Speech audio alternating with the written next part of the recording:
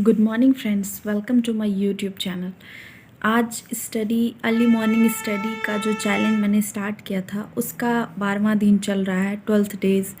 तो इस मुझे नहीं लगता कि आप लोग में से बहुत सारे लोगों को इस अर्ली मॉर्निंग स्टडी चैलेंज से कोई बेनिफिट हो रहा है, या फिर बहुत सारी ऐसी फ्रेंड है जो हो सकता है कि वो इस स्टडी चैलेंज को फॉलो कर रही हूँ बट मेरे चैनल को सब्सक्राइब नहीं की हूँ, तो इस कारण से वो मुझे ना कमेंट करके बता पा रही हैं और ना ही मुझे पता चल रहा है। तो इससे बेनिफिट मुझे क्या हो रहा है ये मैं आप लोगों के साथ आज इस वीडियो में शेयर कर रही हूँ कि आज 12वां दिन है इस अर्ली मॉर्निंग स्टडी चैलेंज का, और मैं सुबह उठ के अपना व्लॉग अपलोड करती हूँ आप लोगों के साथ। इसी बहाने मैं डेली 3:30 बजे 4 बजे लगभग उठ जा रही थी और स्टडी कर रही थी। इसके अलावा भी अगर मैं नहीं भी व्लॉग जैसे बनाती हूँ किसी दिन, तो मैं उठती हूँ सुबह और अपना स्टडी करती हूँ। बट मैंने इसे आप लोगों के साथ इसलिए शेयर करना चाहा ताकि आप लोग, बहुत सारे ऐसी मेरी फ्रेंड हैं जो कि सुबह नहीं उठ के स्टडी कर पाती हैं, तो वो मेरे साथ जुड़ सकती थी।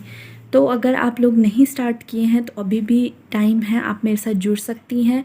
और अगर आप चाहती हैं कि मैं इसे और आगे कंटिन्यू करूं तो मुझे ज़रूर कमेंट करके बताइए। लेकिन मुझे लगता है कि मेरे व्लॉग बनाने से मेरा ही टाइम वेस्ट होता है और आप लोगों को शायद इससे कोई ज़्यादा बेनिफिट नहीं मिल रहा है। इनफैक्ट इसकी जगह मैं अगर कोई और इन्फॉर्मेटिव वीडियोस बनाऊँ, जैसे टॉपिक डिस्कशन की जो मैं वीडियोस बना रही हूँ, तो वो ज़्यादा बेनिफिट आपके लिए होगा। सो मैंने डिसाइड किया है कि मैं जैसे 5 टॉपिक्स लेके आ रही थी, तो 5 टॉपिक्स में आज भी हिस्ट्री के लेके आई हूँ, तो उसे मैं पहले कंप्लीट कर लेती हूँ और एंड में मैं कुछ और इससे वीडियो से रिलेटेड और कुछ बातें करूँगी। तो मैंने पिछले वीडियोस में जो भी टॉपिक बताया था, आई होप कि आप लोग उसे कंप्लीट कर लिए होंगे अगर आप सीरियसली पढ़ाई कर रहे हैं, क्योंकि वो बहुत ही इम्पॉर्टेंट टॉपिक्स हैं सारे जो भी मैं डिस्कस करती हूँ। और अभी आगे जो हिस्ट्री के 5 टॉपिक्स में लेके आई हूँ, सबसे पहले तो अंग्रेज़ों का विस्तारवादी नीति जो था वो, उसके बारे में हम लोग बात कर रहे थे कि किस तरह से अंग्रेज़ों ने सबसे पहले सारे व्यापारी कंपनी जितने थे सभी को पीछे कर दिया और वो बहुत दिनों तक अपने हमारे भारत पे शासन करते रहे। और उसके बाद धीरे धीरे जब व्यापारी कंपनी पीछे हो गए तो उन्होंने हमारे संपूर्ण भारत पे एक एक करके सारे क्षेत्रों पर विजय हासिल किया। तो सबसे पहले बंगाल विजय के बारे में हम लोग पढ़े, तो आपने अभी तक बंगाल विजय को कंप्लीट कर लिया होगा। फिर मराठा, और पिछले वीडियोस में मराठा और मैसूर विजय के बारे में मैंने दिया था आप लोगों को टॉपिक, तो वो भी बहुत इंपॉर्टेंट टॉपिक था। आप पिछले वीडियोस को जाके मेरे ज़रूर देखें और उसे कंप्लीट कर लें। और आज मैं जो 5 टॉपिक लेके आई हूँ ये भी हिस्ट्री में बहुत इंपॉर्टेंट टॉपिक्स हैं। तो विजय को लेके सिंध विजय जो है वो भी एक टॉपिक है, तो सिंध विजय को आप जरूर। सेकंड टॉपिक है फ्रेंड पंजाब विजय। तो पंजाब में अंग्रेज़ों और सिखों के बीच युद्ध छिड़ जाता है, तो आंग्ल सिख युद्ध करके 2-3-4 युद्ध हैं, वो आप अच्छी इस तरह से पूरी तरह से नोट्स बना के लिख लें। आंग्ल सिख युद्ध और आंग्ल सिंध विजय। और उसके बाद जो 3 नीति वो अंग्रेज़ों द्वारा चलाई जाती है, जैसे सबसे पहले घेरे की नीति, जिसे रिंग फेंस भी कहा गया है। तो घेरे की नीति, सहायक संधि और व्यपगत का सिद्धांत, ये 3 जो नियम थे जिस सिद्धांत के अकॉर्डिंग वो अंग्रेज हमारे भारत के अलग अलग राज्यों को अपने राज्य में शामिल करते जा रहे थे और अपने अधीन करते जा रहे थे। तो पहले तो उन्होंने विस्तारवादी नीति अपनाई कि हम किसी ना किसी तरह संघर्ष करके युद्ध करके हड़प सकते हैं, और फिर कुछ अलग अलग तरीके नीति अपनाए जैसे सहायक संधि वगैरह। तो इनके बारे में भी पढ़ना बहुत ज़रूरी है कि किस तरह से विस्तारवादी नीति से अंग्रेज़ों ने हमारे भारत को अपने कब्जे में कर लिया। तो अगर हम युद्ध के बारे में पढ़ेंगे तो उससे पहले हमें ये जानकारी होनी चाहिए कि किस तरह से उस अंग्रेज़ों ने हमारे भारत पे शासन करना शुरू किया। उसके बाद इसके विद्रोह के बारे में हम पढ़ेंगे। तो ये 5 टॉपिक बहुत इंपॉर्टेंट है। सबसे पहले सिंध विजय, फिर पंजाब विजय, जिसमें आपको आंग्ल और सिख युद्ध के बारे में पढ़ना है, कौन कौन सी संधि हुई, ये सारे इंपॉर्टेंट है।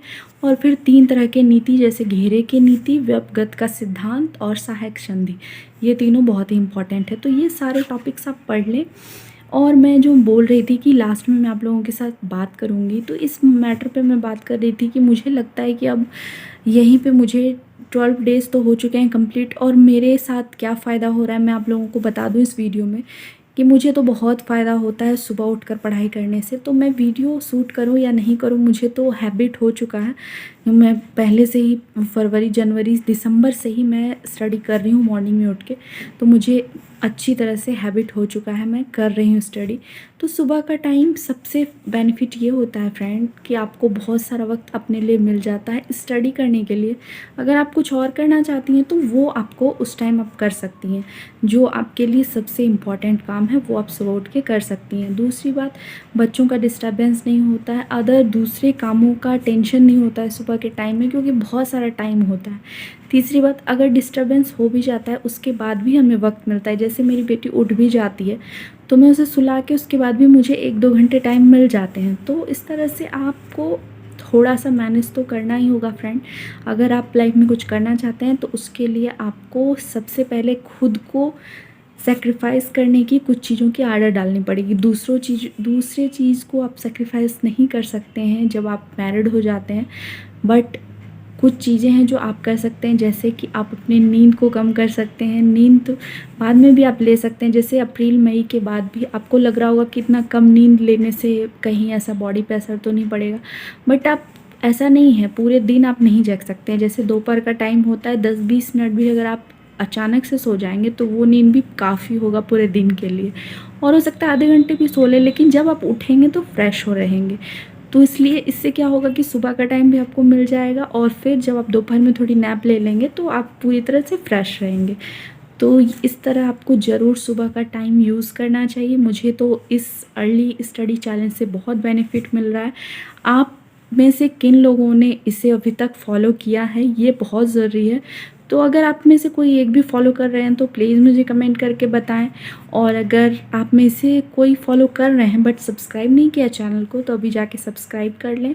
और मुझे ज़रूर बताएं कि आप में से कितने लोग सुबह उठ के पढ़ाई करते हैं, कितने लोग इस बार एग्ज़ाम दे रहे हैं। उसके अकॉर्डिंग मैं अब नेक्स्ट वीडियो में बस इसी टॉपिक्स पे लेके आऊँगी। अर्ली स्टडी चैलेंज यहीं मैं बंद कर दूँगी, क्योंकि मुझे नहीं लगता है कि बहुत सारे लोग मेरे साथ जुड़ के स्टडी कर रहे हैं। और मेरा तो स्टडी वैसे भी चल रहा है, मुझे तो हैबिट है ही।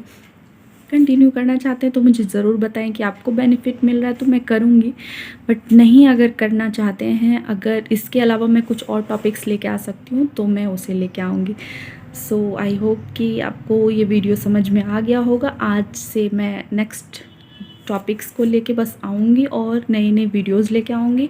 सो यहीं पे मेरा अर्ली स्टडी चैलेंज मैं बंद कर रही हूँ, क्योंकि ये मुझे बहुत फ़ायदा दे रहा है। 12 डेज़ 13 डेज़ में बहुत बेनिफिट मिल रहा है मुझे, मैं आराम से उठ जाती हूँ।